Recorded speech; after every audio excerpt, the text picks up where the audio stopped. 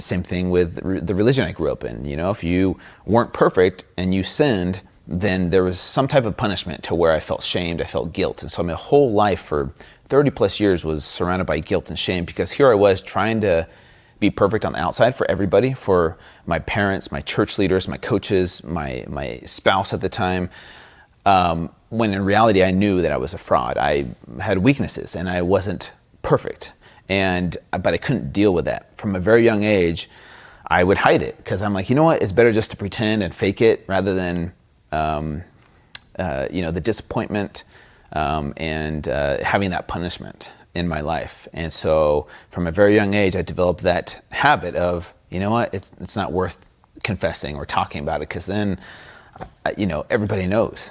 And the guilt and the shame just consumed me and eventually broke me to where I just lived a life of lies, and it was inauthentic, and eventually broke me as a man. And that was the start of me starting to transform and change my perspective of how I viewed myself.